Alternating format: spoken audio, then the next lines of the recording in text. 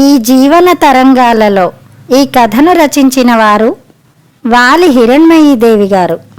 మన దేశంలో ఇంతటి అభివృద్ధికి కారణం కుటుంబ వ్యవస్థే అని ఎక్కడికి వెళ్ళినా ఘనంగా చెప్పుకుని గర్వపడతాం. ఒకడు లంచగొండిగా మారాడంటే కారణం కుటుంబంలో వారి దురాశ, గొంతెమ్మ కోరికలే.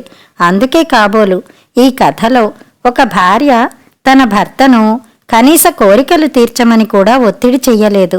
ప్రభుత్వ ఉద్యోగం చేస్తున్న తన భర్త లంచగొండిగా మారకుండా చూసుకోవడం తన కర్తవ్యంగా భావించిందేమో.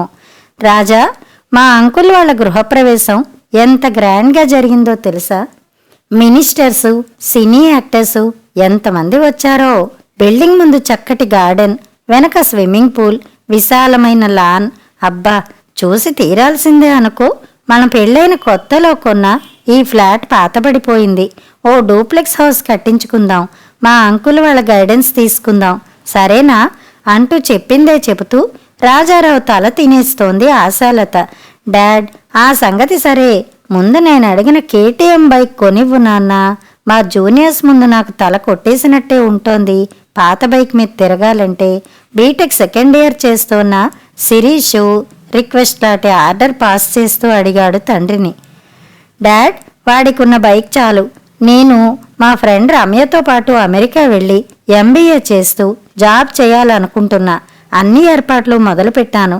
నువ్వు 3 lakhs ఇస్తే ఓ 3-4 ఏళ్ల తర్వాత నేనే డూప్లెక్స్ ఏంటి ట్రిప్లెక్స్ కట్టిస్తా.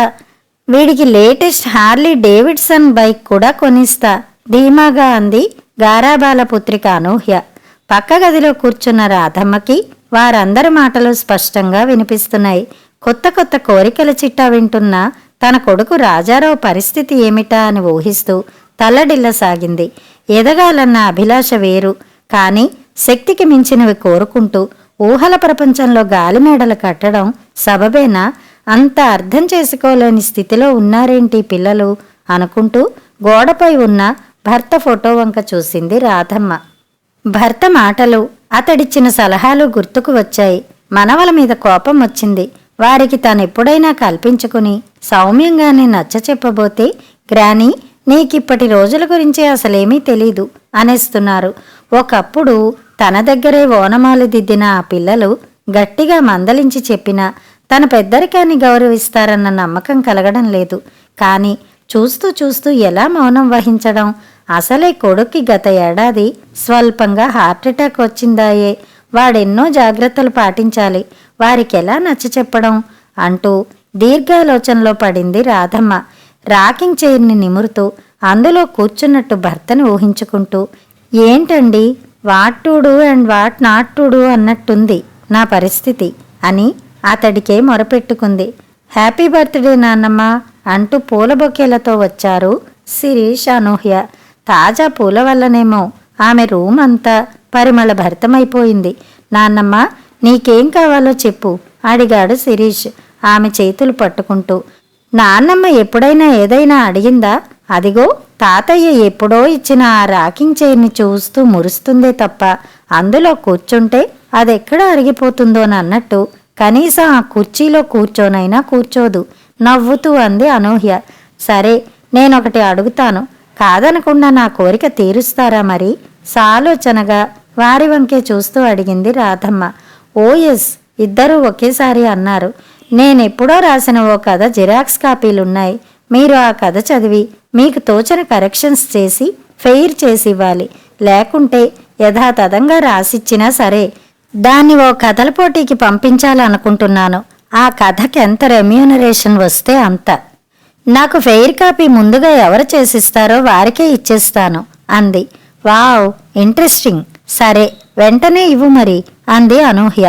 పడుకునేటప్పుడు కథలు చెబుతూ ఆ కథల పట్ల వారికి చిన్నతనం నుండే ఆసక్తి పెంచింది రాధమ్మ. తెలుగు టీచర్ అవడం వల్ల వారికి తెలుగు భాష నేర్పిస్తూ వారిలో భాష పట్ల ఇష్టం, ప్రేమలను పెంపొందించిందామె. అందుకే వాళ్ళ ఫ్రెండ్ సర్కిల్ మొత్తంలో తెలుగు బాగా మాట్లాడగలిగేది, రాయగలిగేది వీరిద్దరే. ఎవరికి వాళ్ళు తామే ముందుగా ఫెయిర్ కాపీ చేసివ్వాలన్న తలంపుతో చెరొక జెరాక్స్ ప్రతిని తీసుకుని చదవడం మొదలుపెట్టారు. ఏమండి, ఏంటి అప్పుడే నిద్రపోతున్నారా? వంటింటి పని ముగించుకుని పడక గదిలోకి వస్తూ అడిగింది రాధ. అబ్బే, ఏదో ఆలోచిస్తున్నా అన్నాడు గోపాలరావు జరిగి ఆమెకు చోటిస్తూ. ఆలోచనలతో నిద్ర పాడు చేసుకుంటారా ఏ? ప్రశాంతంగా పడుకోండి. అది కాదు రాధ, ఇవి మా చిన్నప్పటి పరుపులు. దూదంతా అట్టలు గట్టి గుచ్చుకుంటోంది. డబల్ కాటు డన్లప్ పరుపులు కొంటే బాగుంటుంది కదా అని ఆలోచిస్తున్నా అన్నాడు. నేను ఏదో ఒళ్ళు నొప్పులని చెప్పినందుకు కొనాలనుకుంటున్నారా ఏంటి? పని ఎక్కువగా ఉన్నప్పుడల్లా చేతుల నొప్పులు కాళ్ళ నొప్పులు మామూలేగా నాకు. ఆ మంచాలవి తర్వాత కొనుక్కోవచ్చు గాని అంటూ ఆగింది రాధ. సరే, నీ ఉద్దేశం ఏంటో చెప్పు అడిగాడు గోపాలరావు. ఆమె ఏదైనా బాగా ఆలోచించే నిర్ణయం తీసుకుంటుందన్న నమ్మకంతో. ఒక మిక్సీ, వాషింగ్ మిషను తీసుకుంటే నయమండి. ఆ పనులన్నీ చేసుకుని స్కూల్కి వెళ్ళేసరికి ఒక్కోసారి ఆలస్యం అయిపోతోంది. పనమ్మాయిని పెట్టుకుందామా అంటే వాళ్ళు చాలా ఎక్కువగా అడుగుతున్నారాయే. తీరా పెట్టుకున్నా డుమ్మాలు కొడుతూ ఇబ్బందులు పెడతారు అంది రాధ.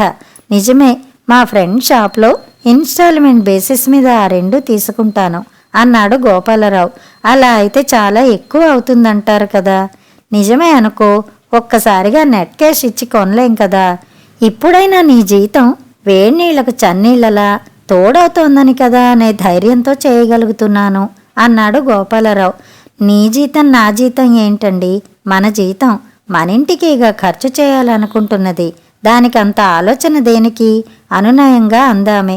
తన కొలీగ్స్ భార్యల్లోనూ జాబ్ చేసేవాళ్ళున్నారు, కానీ వాళ్ళు తమ వ్యక్తిగత అవసరాలే తప్ప ఇంట్లో అవసరాలకు ఖర్చు చేయని సంగతి గోపాలరావుకి తెలుసు. ఇంటికి పెద్ద కొడుకు అయినందుకు ఇన్నాళ్ళు తమ్ముళ్ల చదువులకు, చెల్లెళ్ల పెళ్లిళ్లకు చేసిన అప్పులు తీర్చుకోవడంతోనే సరిపోయింది. ఇంకా చెల్లెళ్ల డెలివరీలు, బాలసారే, ఒడి బియ్యం తదితర ఖర్చులు తరుముకొస్తూనే ఉన్నాయి. తన ఒక్కడి సంపాదనతో వాటిని తట్టుకోలేక ఉక్కిరి బిక్కిరి అవుతుంటే చూడలేక రాధ ఒక్క సంతానంతోనే ఫుల్ స్టాప్ పెట్టేసింది. వాడిని స్కూల్లో వేశాక తాను టీచర్గా అదే స్కూల్లో చేరింది. చీరలు నగల కోసం ఏనాడు తన్ను నోరు విడిచి అడగని రాధ లాంటి భార్య తన అదృష్టం కొద్దీ దొరికిందనే అనుకుంటూ ఉంటాడు. లగ్జరీ ఐటమ్స్ సంగతి దేవుడెరుగు. నెల నెల అత్యవసరమైన సామాగ్రి అమర్చుకోవడానికే నానా తిప్పలు పడవలసి వస్తోంది. అక్కడికి రాధ ఎంతో పొదుపుగా నేర్పుగా సంసారం నెట్టుకు రావడం వల్ల గాని లేకుంటే ఎన్ని అవస్థల పాలయ్యేవాడో అనుకున్నాడు గోపాలరావు. మా ఫ్రెండ్ కేరళకి వెళ్ళిపోతున్నాడోయ్, సోఫాలు ఇక్కడే అమ్మేసి వెళ్ళిపోతాను, కొనుక్కుంటారా అని అడుగుతున్నాడు. కొనమంటావా? ఒకరోజు రాధని అడిగాడు గోపాలరావు. ఉన్న ఈ చిన్న గదుల్లో అంతంత స్థలం ఆక్రమించుకునే ఆ సోఫాల అవసరం మనకిప్పుడేముందండి? ఇంకా నయం అడిగారు, చెప్పకుండా మాటిచ్చి కొని పట్టుకొచ్చారు కాదు నవ్వుతూ చెప్పింది రాధ. అలా ఆచితూచి ఖర్చు చేస్తుంది కాబట్టి తను నిశ్చింతగా ఉండగలుగుతున్నాడు. అడప తడప రాధ తన పుట్టింటి వాళ్ళిచ్చిన డబ్బుని ఇంటి అవసరాలకే ఖర్చు చేస్తున్నప్పుడు మాత్రం తనకెంతో బాధ కలుగుతూ ఉంటుంది. రోజంతా శ్రమపడి వచ్చినప్పుడు కమ్మటి నిద్ర ఉంటేనే కదా శరీరానికి మంచి విశ్రాంతి దొరికేది. కానీ గట్టిపడిపోయిన మన పరుపుల వల్ల పాపం మీకు కమ్మటి నిద్ర పట్టడం లేదు అంటూ తన గురించే బాధపడింది రాధ. అప్పుడే తనకు అనిపించింది ఆమెకు కూడా మంచి నిద్ర అవసరమే కదా అని. కానీ అదేంటో ఎప్పుడు కొనాలనుకున్నా ఏదో ఒక ఖర్చు నెత్తిన పడ్డంతో వాటిని కొనడం వాయిదా వేయడమే అవుతోంది. వంటింటి పనిలో నిత్యం చాలా అవసరం కాబట్టి ఎలాగైనా కనీసం మిక్సీ, వాషింగ్ మిషను కొని తీరాలి. ఈ రెండూ లేని ఇల్లే లేదసలు అనుకుంటూ నిద్రకు ఉపక్రమించాడు గోపాలరావు. ఏమండి, చిట్ ఫండ్లో చీటీ వేస్తున్నానండి, చివరి వరకు ఆగితే లాభదాయకంగా ఉంటుందట. పెద్ద మొత్తంలో డబ్బు అందితే మన రాజా పేరిట ఫిక్స్డ్ డిపాజిట్ చేద్దాం, వాడి చదువుకి అక్కరకొస్తుంది అందొక రోజు రాధ. రాధ, నీకేది కరెక్ట్ అనిపిస్తే అది చెయ్యి, నువ్వేది చేసినా మన మంచికేగా అన్నాడు గోపాలరావు తన మీద అతనికి ఉన్న నమ్మకానికి మురిసిపోతూ. మరీ ఇంటి ఖర్చులకు తడుముకోవలసి వస్తుందని వస్తుందని మా ఫ్రెండ్ వాళ్ళ ఆఫీసులో అకౌంట్స్ చూసేవాళ్ళు కావాలంటేనో సాయంత్రాలు ఆ పని ఇంటికి తెచ్చుకుని చేద్దామని ఒప్పుకున్నాను మెల్లగా అంది రాధ. అలాగే రాధ, నువ్వు అడిగే వరకు నాకు ఇంటి పనిలో ఎంతో కొంత సహాయం చేయాలని తోచనే లేదు గిల్టీగా అన్నాడు తను. అలా ఫీల్ అవుతారెందుకు? తిండి దగ్గర వంట దగ్గర మీరెలాంటి పేచీలు పెట్టరు. అవి చేయి ఇవి చేయి అంటూ గొంతెమ్మ కోరికలు కోరరు. అది చాలు నాకు. ఆ విషయంలో మన చుట్టుపక్కల వాళ్ళ ఇళ్లల్లో, మా కొలీగ్స్ ఇళ్లల్లో ఎన్నో గొడవలు జరుగుతుండడం నాకు తెలుసు నవ్వుతూ అంది రాధ. చూస్తూ ఉండగా 3 ఏళ్లు గిర్రున తిరిగాయి. ఏమండి, చీటీ డబ్బు చేతికి అందింది. నా స్నేహితురాలు నగర శివార్లలో ఏవో ఫ్లాట్స్ ఉన్నాయని, ముందు ముందు వాటి ధరలు బాగా పెరిగే అవకాశం ఉందని చెప్పింది. రేపు మనం వెళ్ళి ఓసారి చూసి వద్దామేంటి అడిగింది రాధ. ఓకే అన్నాడతను. వాళ్ళు ఆ స్థలాలు చూడ్డానికి బయలుదేరబోతుండగా గోపాలరావు తండ్రికి పక్షవాతం వచ్చిందని తెలియడంతో ఊరికి వెళ్ళాడు. తండ్రి వైద్యం తదితరాలకే ఆ డబ్బు ఖర్చయిపోయింది. పోనీలే, ఆ డబ్బు కనీసం సమయానికి అక్కరకొచ్చిందని రాధ తృప్తిపడింది. కానీ గోపాలరావుకు అలా అనిపించలేదు. రాధ ఎంతో శ్రమపడి దాచిన డబ్బంతా ఇలాంటి ఖర్చులకే వెళ్ళిపోవడం కాస్త అసంతృప్తిని కలిగించింది. చేతిలో ఉన్న డబ్బుకి మరి కాస్త అప్పు చేసి కలిపి డబుల్ కార్డ్ పరుపులు కొనేశాడు. నాన్నోయ్, ఈ స్పాంజ్ పరుపులు ఎంత బాగున్నాయో! ఎంత ఎగిరి దూకుతున్నా దెబ్బే తగలడం లేదు.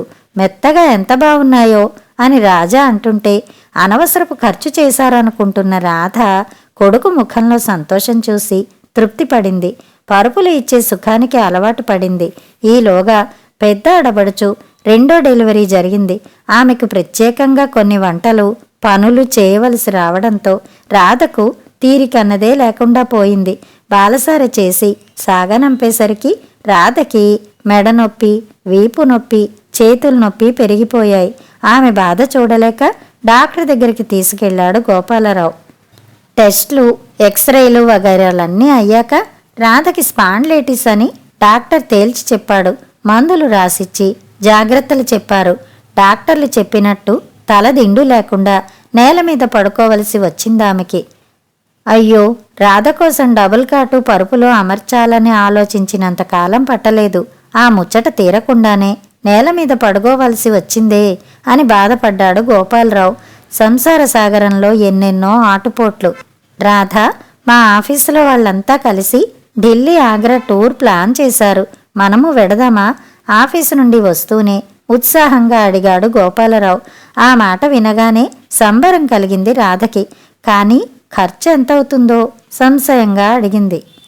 నీకెందుకు, నేను మేనేజ్ చేస్తాగా అని ఆ ఏర్పాట్లు చేస్తుండగానే 2వ ఆడబడుచు నుంచి కబురు అందింది. తన కొడుకు అన్నప్రాసన, తలనీలాలర్పణ అన్నవరంలో చేద్దామనుకుంటున్నామని, తప్పక రావాలని ఫోన్ చేసి చెప్పింది. ఇక అక్కడికి వెళ్ళక తప్పలేదు. గుడికి సత్రానికి రాధ బొంగరంలా తిరగవలసి వచ్చింది. ఇంటికి వచ్చాక 4 రోజులు పడక వేస్తే గాని మామూలు మనిషి కాలేకపోయింది. కాస్త ఆరోగ్యం కుదుటపడి మళ్లీ రొటీన్ లైఫ్లో బిజీ కావటం, అంతో ఇంతో కూడబెట్టడం జరిగిందో లేదో అంతలోనే గోపాలరావు తల్లికి గుండె నొప్పి వచ్చిందని ఊరు నుంచి ఫోన్. గోపాలరావు రాధ వెళ్లేలోపే అంతా అయిపోయింది. దహన సంస్కారాల ఖర్చుల విషయం గురించి మరుదులు మాట్లాడకపోవడం, ఏం చెయ్యాలో పాలుపోక గోపాలరావు ఆలోచనలతో నలిగిపోవడం గమనించింది రాధ. తల్లి శవం దగ్గర చతికిలబడిన భర్తను పక్కకు పిలిచి చెప్పింది. ఎందుకైనా మంచిదని మొన్న చేతికి అందని చీటీ డబ్బు ఫిక్స్డ్ చేయకుండా పట్టుకొచ్చేశాను. ఇవన్నీ మనకు తప్పదు కదా, ఈ డబ్బుతోనే కార్యక్రమాలన్నీ పూర్తి చెయ్యండి అని చెప్పింది రాధ. చెమర్చిన కన్నులతో భార్య వైపు చూడ్డం తప్ప గోపాలరావు ఏమీ చేయలేకపోయాడు. దశదిన కర్మలకు మాత్రం తమ్ముళ్ళు 5,000 ఇచ్చారు. నాన్న, ఇక్కడ మీరు ఒంటరిగా ఎలా ఉండగలరు? మాతో వచ్చేయండి అన్నాడు గోపాలరావు. భార్యల కనుసైగల మధ్య గోపాలరావు తమ్ముళ్ళు పెదవి విప్పలేదు. ఈ ఇంటిని, ఊరిని వదిలి రాలేన్రా అనేశాడు అచ్యుతరామయ్య. అలా అంటే ఎలా నాన్న?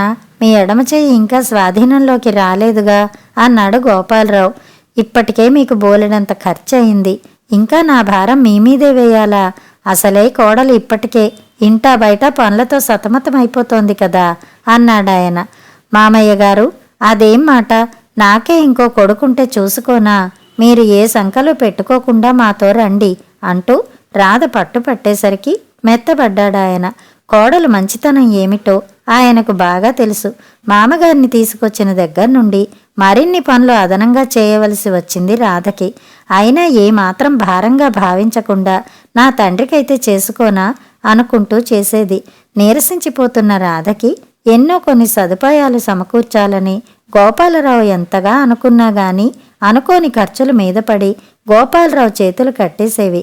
రాధ ఈ మధ్య అదోలా ఉండడం గమనించిన పని భారం వల్ల అనుకున్నాడు. ఆఫీస్ పని మీద వెళ్ళిన గోపాలరావు వారం రోజుల తర్వాత తిరిగి రాగానే, రాధ మీరెంత మంచివారండి. తమ్ముడికి ప్రమాదం జరిగిన తర్వాత నాన్న ఇబ్బందుల్లో ఉన్నాడని తెలిసినా నేనేమీ చేయలేకపోయాను. ఆఫీస్ పని అంటూ వెళ్ళిన మీరు మా నాన్నగారి దగ్గరుండి డబ్బు సర్దుబాటు చేసి వచ్చారని ఆయన పొద్దున్నే నాకు చెబితే తెలిసింది. మీ సహాయమే లేకపోతే నేను చాలా అవస్థలు పడవలసి వచ్చేదని నాన్న నాతో ఎన్నిసార్లు అన్నారో. మీరు సమయానికి ఆదుకోకపోయి ఉంటే చాలు రాదా, మా వాళ్ళని నీ వాళ్ళు అనుకుంటూ నువ్వెంతో శ్రమ పడుతున్నావు. ఆ కష్టం ముందు నేను చేసిందంత చెప్పు. భార్యాభర్తలు అన్నాక ఈ మాత్రం పరస్పర అవగాహన ఉండాలి కదా. నువ్వేనాడు నా శక్తికి మించినవి కోరలేదు. అదేమని అడిగితే నేను మిమ్మల్ని ఇలా సతాయిస్తూ పోతే మీరు పక్కింటి పాపారావులా లంచగొండిలా మారిపోతారన్నావు. నువ్వన్న ఆ మాటలు నేనెన్నటికీ మరవలేను. నీలా భార్యలంతా ఆలోచిస్తే మన దేశంలో ఇంతమంది లంచగొండులు ఉండేవారే కాదు అన్నాడు గోపాలరావు. పిల్లలకి తప్పనిసరిగా కొంత సమయం కేటాయించాలనేది రాధా గోపాలరావులకి తెలుసు. వాళ్ళు ఆ మాట అనుకోవడమే కాదు, దాన్ని అమలు చేస్తుంటారు కూడా. రాజాని తీసుకుని ఒకరోజు గోపాలరావు పార్కుకి వెళ్ళాడు. అక్కడ దారిలో ఒకరింట్లో ఉన్న ర్యాకింగ్ చైర్ని చూపిస్తూ, నాన్న మొన్న ఒక ఆంటీ ఇంటికి వెళ్ళాం కదూ, అక్కడ అమ్మ ఈ చైర్లో కూర్చుని భలే ఎంజాయ్ చేసింది, నేను కూడా అని రాజా చెబుతుంటే రాధ రాబోయే బర్త్డేకి ఎలాగైనా దాన్ని కొనివ్వాలనుకున్నాడు. కానీ మూడో చెల్లెల డెలివరీ ఖర్చుకి దాచింది కాస్త ఖర్చయింది. బాలసారప్పుడు మేనల్లుడికి గోల్డ్ చైను బ్రాస్లెట్ కానుకగా ఇవ్వాల్సింది మిగిలిపోయింది. దాంతో అవి అమర్చడమేలా అన్న మదన అతడిలో మొదలయింది. 2 రోజుల్లో బాలసారి అనగా రాధ ఓ బాక్స్ అతని చేతిలో పెట్టింది. అందులోని బ్రాస్లెట్ చైను చూసి ఆశ్చర్యపోయాడు గోపాలరావు. నా చెవి లోలాకులు లోపల పడి ఉన్నాయిగా, అవి అమ్మి ఇవి కొన్నాను, మీ టెన్షన్ తీరిందిగా, అది చాలు అని నవ్వుతూ రాధ. సమస్య తీరిపోయేసరికి అతని కళ్ళు చెమ్మగిల్లాయి. రాధకి ఆ చెవి లోలాకులు కొత్త అందాన్ని ఇస్తున్నా తన చెల్లెళ్ళు ముగ్గురు వాటి వంక ఆశగా చూడడం, తల్లిని అడగడం గమనించాడు. అవి చేయించే పరిస్థితి లేక, రాధ నీకు ఆ లోలాకులు అంతగా నప్పలేదు అన్నాడు. తన వాళ్ళని తేలిక చేయలేక. దాంతో పాపం తన ఇష్టాన్ని చంపుకుని వాటిని లోపల పెట్టేసింది. అవే ఇప్పుడు సమస్య పరిష్కారానికి ఆదుకున్నాయి. రాధ నీ తోడే లేకుండా నేనేమైపోయేవాడినో, ఇంత చేస్తున్న నీకు ఏమీ ఇవ్వలేకపోతున్నాను అన్నాడు గిల్టీగా. మీ ప్రేమంతా నాకే ఇస్తున్నారుగా, అది చాలు. భర్తల దుర్వ్యసనాల వల్ల మా కొలీగ్స్ ఎలా సఫర్ అవుతున్నది చూస్తున్నప్పుడల్లా మీ మంచితనం గుర్తొస్తూ ఉంటుంది. ఇక కుటుంబ సమస్యలంటారా, అవి ప్రతి ఇంట్లోనూ ఉండేవే. మా నాన్న ఎప్పుడూ అనేవారు, ఓపిక ఉన్నంత వరకు కాదు, ఊపిరి ఉన్నంత వరకు పోరాడాలని. అప్పుడే ఓటమి మన కాళ్ళ దగ్గర, గెలుపు మన కళ్ళ ముందర నిలిచిపోతాయని. కాబట్టి మనం నిరంతరం ఈ సమస్యలతో పోరాడాలి, గెలవాలి, అంతే అంది. ఆ మాటలకు మరింత కదిలిపోయాడు గోపాలరావు. గీతాబోధన చేసిన కృష్ణ పరమాత్మలాగే కనిపించింది రాధ. క్యాలెండర్లు మారుతున్నాయి. రాధ, మా ఫ్రెండ్స్ అందరూ ఉత్తర భారతదేశం అంతా చుట్టి రావాలని ప్లాన్ చేశారు. మొత్తం 4 రోజుల ట్రిప్పు, హాయిగా తిరిగి వద్దాం అన్నాడు గోపాలరావు. మొన్న సంఘీ టెంపుల్కి వెడితేనే మెట్లు ఎక్కలేకపోయారు. ఉన్న హై బీపీకి కీళ్ల నొప్పులు తోడయ్యాయి. నలుగురితో వెళ్ళినప్పుడు వారితో పాటు టైం ప్రకారం చకచకా పనులు పూర్తి చేసుకోవాలి. నేను ఇలా మెల్లగా ఒక్కో గంట కేటాయిస్తే అందరికీ ఇబ్బంది అవుతుంది కదా అంటూ చవితినాటి చంద్రుడిలా బలహీనంగా నవ్వింది. వెండి తీగల్లా మెరుస్తూ ఆమె నుదుటిన జీరాడుతున్న ముంగుల్ని సవరిస్తూ. చూస్తూ చూస్తూ ఉండగానే జీవితం మన చేతిల్లోంచి జారిపోతోంది. అప్పుడు డబ్బు లేక తీసుకెళ్లలేకపోయాను, ఇప్పుడది ఉన్నా శరీరంలో సత్తువ లేకుండా పోయింది అన్నాడు బాధగా. పోనీలెండి, మన పరిస్థితి మిగిలిన వారికన్నా నయం. దేవుడి దయవల్ల అన్ని బాధ్యతలు తీర్చుకున్నాం. రాజాని బాగా చదివించి వాడిని ఆఫీసర్గా చూడగలిగాను, ఇల్లు కట్టుకోగలిగాను. ఇది చాలదు అంది అతన్ని ఊరడిస్తూ. ఆమె సాంత్వన వచనాలు అతన్ని సేద తీర్చాయి. మరుసటి రోజు వస్తూనే రాధా, అలా హాల్లోకి రావాలి అంటూ అరిచాడు. ఏమైందండి అంటూ వంటింట్లోంచి వచ్చింది రాధ. తను తెచ్చిన చక్కటి టేక్వుడ్తో చేసిన రాకింగ్ చైర్లో ఆమెను కూర్చోబెట్టి ముందుకి వెనక్కి ఊపాడు. మొదట సరదాగా అనిపించిన ఆమెకున్న హై బీపీ వల్ల కళ్ళు తిరిగాయి. ఆ విషయం చెప్తే భర్త కంగారు పడతాడని, చాలండి, నేనేం చిన్న పాప అయినా మామగారు చనిపోయాక మీకిక అడ్డు అదుపు లేకుండా పోయిందే అంటూ కుర్చీలోంచి దిగిపోయింది.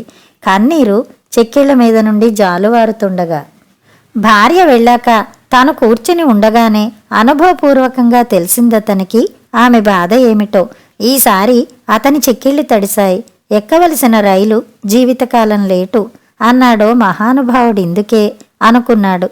నాన్నమ్మ, మీ అనుభవాలే ఈ కథలో రాశావు కదూ. మీరెన్నో బాధలు పడి మరెన్నో త్యాగాలు చేసి మేమింత సుఖంగా బతికే అవకాశాన్నిచ్చారు. కానీ మేమీ మధురమని ఆస్వాదించకుండా ఇంకా ఏదేదో ఆశిస్తూ ఎండమావుల వెంట పరుగులు తీయాలనుకుంటున్నాం. నాన్న మీద అలవి కాని భారం మోపుతున్నాం. ఇదే శృతి మించితే అందరిలా నాన్న కూడా లంచగొండి కాగలడని హెచ్చరిస్తూనే ఉన్నావు. ఇక మీదట ఆ తప్పులు చేయం. అమ్మకి కూడా ఇది చదివి వినిపించాం. తను రియలైజ్ అయింది. మేమిక్కడే జాబులు చూసుకుని అమ్మా నాన్నల్ని నిన్ను కళ్ళల్లో పెట్టుకుని చూసుకుంటాం. అనూహ్య శిరీష్లు చెబుతుంటే రాధమ్మ మనసులోని భారం దూదిపింజలా మారిపోయింది. ఈసారి ఆనందాశ్రువులతో ఆమె చెక్కిళ్ళు తడిశాయి. కథ సమాప్తం.